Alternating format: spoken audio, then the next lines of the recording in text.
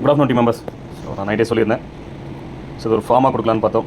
நிறைய மிஸ்டேக்ஸ் அங்கே நடக்கும் அப்படிங்கிறதுனாலையும் ப்ளஸ் மெயில் அனுப்ப எஸ்பிஐ மெம்பர்ஸ் கற்றுக்கணும். ரொம்ப இம்பார்ட்டன்ட். வருங்காலங்களில் உங்களுக்கு மெயில் அனுப்புறதுன்றது அதிகமாக தேவைப்படக்கூடிய விஷயம். கம்பல்சரி நீங்கள் தெரிஞ்சு வச்சுருக்கணும். உங்களுடைய டெய்லி ஒர்க்லேருந்து ரிப்போர்ட்லேருந்து நிறைய விஷயங்கள் மெயில் அனுப்புவீங்க. ஸோ அதனால் சின்ன சின்ன விஷயத்தை கூட நம்ம மெயில் அனுப்ப கற்றுக்கிட்டோம்னா ரொம்ப யூஸ்ஃபுல்லாக இருக்கும். அப்படிங்கிறதுனால மெயிலே அனுப்புற மாதிரி பண்ணிடலாம்னு சொல்லிட்டாங்க அட்மின் டீமில். ஸோ தெளிவாக கொடுத்தாச்சு. பிளாக் பண்ண ரெண்டு கேட்டகரி பீப்பிள் மட்டும்தான் இந்த மெயில் அனுப்பணும். மற்றவங்களாம் மெயில் அனுப்பாதீங்க. தெளிவாக சொல்கிறேன். ரைட்? அது யாருன்னா என்னுடைய ஐடி பிளாக் ஆகிடுச்சு. நான் ரிஜெக்ட்டும் கொடுக்கல, அக்செப்ட்டும் கொடுக்கல, பிளாக் ஆகிடுச்சு. ரைட்? எனக்கு தெரியாமல் போயிடுச்சு. நான் எந்த ஒரு ஃபார்மே ஃபில் பண்ணலை, அதனால் பிளாக் ஆகிடுச்சு. நீங்கள் கொடுத்த அந்த ரிஜெக்ட் அண்ட் அக்செப்ட் ஆப்ஷன் எதுவுமே பண்ணலை, தெரியாமல் போயிடுச்சு, நான் அதனால் பண்ணிட்டேன் அப்படிங்கிறவங்க அவங்களும் இப்போ பண்ணுறதா இருந்தால் உடனே பண்ணிக்கங்க. சரிங்களா? ஒரு சான்ஸ், அகைன் ஒரு சான்ஸ். Okay right? ஏன்னா இது தெரியாமல் போயிடுச்சு, நான் மிஸ் பண்ணிட்டேன்னு கொஞ்சம் பேர் இருக்கீங்க. அவங்களுக்கும் இதுதான் ப்ரொசீஜர், மெயில் அனுப்ப வேண்டிய ப்ரொசீஜர். ஓகே, அடுத்தது நான் அக்செப்ட் கொடுத்தேன், பட் இருந்தாலும் என்னுடைய ஐடி பிளாக் ஆகிடுச்சு அப்படிங்கிறவங்களுக்கும் இதுதான் ஃபார்மேட் மெயில். அடுத்தது நான் தெரியாமல் ரிஜெக்ட் ஆப்ஷனை செலக்ட் பண்ணிவிட்டேன், அதனால் சஸ்பெண்ட் ஆகிடுச்சு அப்படிங்கிற இந்த 3 கேட்டகரி ஆஃப் பீப்புளுக்கு மட்டும் இந்த மெயில். மற்ற யாரும் மெயில் அனுப்பிட்டு இருக்காதீங்க. மெயில் அனுப்பணும், நோட்டீஸ் போர்டில் ஒரு இன்ஃபர்மேஷன் வந்துட்டாலே உடனே மெயில் அனுப்பிட்டு இருக்காதீங்க. அந்த தப்பை பண்ணாதீங்க. ஸோ கற்றுக்குங்க, நிறைய இன்ஃபர்மேஷன் கற்றுங்க, என்ன சொல்கிறாங்க தெரிஞ்சுக்கிட்டு அதுக்கேற்ற மாதிரி செயல்பட ஆரம்பிங்க.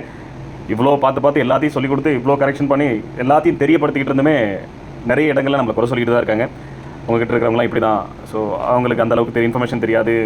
அந்த எஜுகேஷனே இல்லாதவங்க அவங்க எப்படி ஒர்க் பண்ணுறதுக்கு தகுதியாக இருப்பாங்க? நீங்கள் எதை வச்சு அவங்க ஒர்க் பண்ணுறதுக்கு தகுதி? நீங்கள் எப்படி எதை பேஸ் பண்ணி செலக்ட் பண்ணீங்க? ஒரு கம்பெனியில் ஒர்க் பண்ணுறதுக்கு நிறைய கொஸ்டின்ஸ் போயிட்டு இருக்குது. அதுக்கெல்லாம் நாங்கள் பதில் சொல்லிட்டு இருக்கோம். ஸோ பேசிக்கான விஷயங்கள் நிறைய நீங்கள் தெரிஞ்சிக்க வேண்டியது இருக்குது.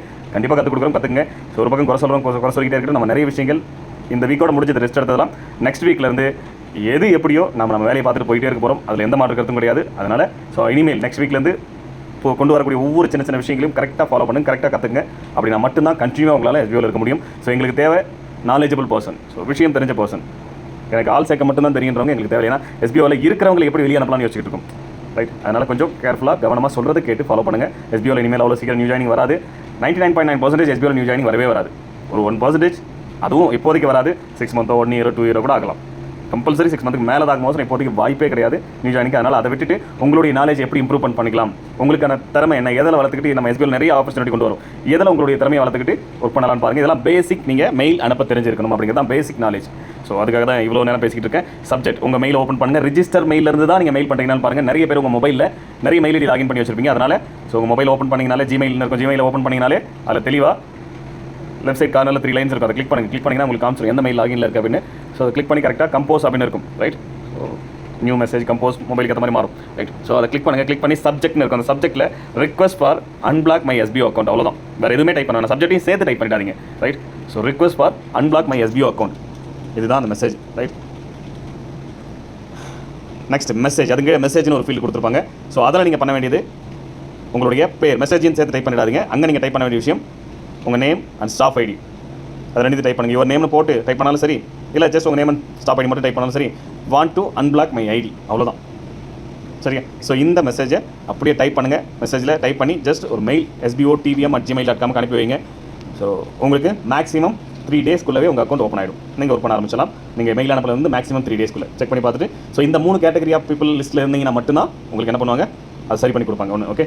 ஸோ நான் கற்றுக்கிட்டு இருக்கிற விஷயமே இங்கே இருக்கிற எஸ்பிஓவில் இருக்கிற எல்லாமே இன்ஃபர்மேஷன் தெரிஞ்சவங்க, எஜுகேட்டட் பீப்புள், நாலேஜபிள். எஜுகேஷன் இல்லைனாலும் பரவாயில்ல, எங்கள் கம்பெனியில் ஒர்க் பண்ணுறதுக்கு தேவையான நாலேஜபிள் பீப்புள் அப்படிங்கிறத சொல்லிட்டு இருக்கேன். இங்கே முதல் நாலேஜ் என்ன இல்லைனா, ஒரு மெசேஜ் வருதுன்னா அங்கே மேலே ரெக்கார்டிங்னு ஒன்று காமிச்சிட்டு இருக்கோம். நோட்டீஸ் போல ஏதோ ஒரு ஆடியோ வருது, ரெக்கார்ட் பண்ணிட்டு இருக்காரு காமிச்சிட்டு இருக்கும். சரி, ஏதோ ரெக்கார்டிங் வருது, அதை நம்ம கேட்டுட்டு பண்ணுவோன்ற பொறுமை கூட இல்லாத இப்போ நான் பேசிக்கிட்டு இருக்கேன். இப்போ டைம் நான் எப்போ ஸ்டார்ட் பண்ணேன்?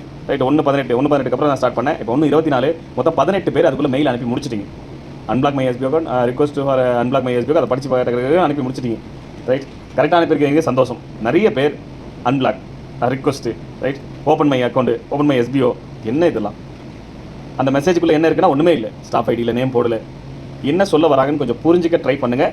நீங்கள் எஸ்பிஓ அப்படிங்கிற ஒரு கம்பெனியில் ஒர்க் பண்ண வந்திருக்கோம். இது பார்ட் டைம் ஜாப் கம்பெனிங்கிறத மறந்துடுங்க. இந்த ஆள் சேர்த்து வருது, இதை பண்ணுறது, அதை பண்ணுறது, அந்த கேட்டகரியில் இருந்து டோட்டலாக லைஃப் டைம் நம்ம எஸ்பிஓவில் ஒர்க் பண்ண போகிறோம். இது ஒரு கம்பெனி இங்கே நிறைய வேலைகள் இருக்குது, நம்ம செய்ய போகிறோம். எல்லாரும் சேர்ந்து அதை ஒர்க் பண்ண போகிறோம். அப்போ நம்ம நாலேஜை வளர்த்துக்கிட்டோம். ரொம்ப இம்பார்ட்டன்ட் நாலேஜ் இம்ப்ரூவ் பண்ணிக்கிறது. ரைட்? அதை விட்டுட்டு இந்த மாதிரி ஆர்வக்கோளாறு அவசரப்பட்டு எதுவும் பண்ணிக்கிட்டு இருக்காதீங்க. Right? I trust SBO, I am waiting. இது ஒரு மெயிலா? Right? I request trust SBO, open my account. தெரியாமல் பண்ணிவிட்டு ஓப்பன் பண்ணுங்கள் அக்கௌண்ட்டு. என்ன மெயில் இதெல்லாம்? ஏன் இப்படி பண்ணுறீங்க? புரிஞ்சுக்க ட்ரை பண்ணுங்கள். ரொம்ப யூஸ்ஃபுல்லாக இருக்கும். எல்லாமே ஒரு விஷயத்தை கொடுத்த உடனே கொடுக்கணும்னு ஓடாதீங்க. திறந்து விட்ட மாதிரி ஓடவே வேண்டாம்.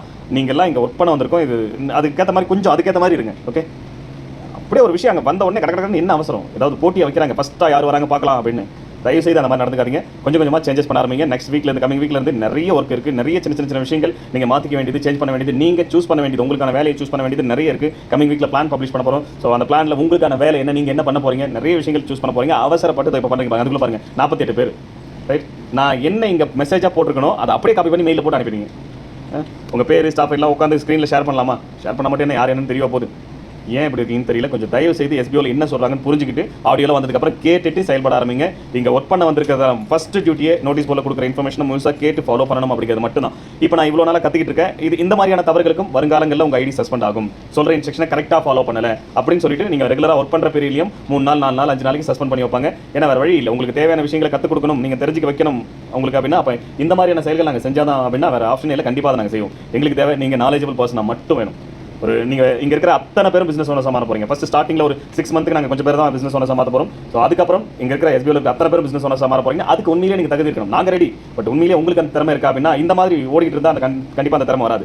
அண்டர்ஸ்டாண்டிங் நம்ம இம்பார்ட்டன்ட். நீங்கள் நான் தமிழில் மட்டும் தான் பேசுகிறேன். 93% ஆஃப் பீப்பிள் இந்த எஸ்பிஓவில் தமிழ் பீப்பிள் தான். இந்த மாதிரி தவறுகள் எங்கேருந்து நடக்குது? தமிழ் பீப்பிள் தான் நிறைய பேர் இங்கே மெயில் பண்ணியிருக்கீங்க. ஏன் அவ்வளோ அவசரம்? என்ன கிடைக்க போகுது? எதுவும் கிடைக்காது. ஏன் இப்படி இருக்கீங்க? சேஞ்சஸ் பண்ணிங்க. தேங்க்யூ.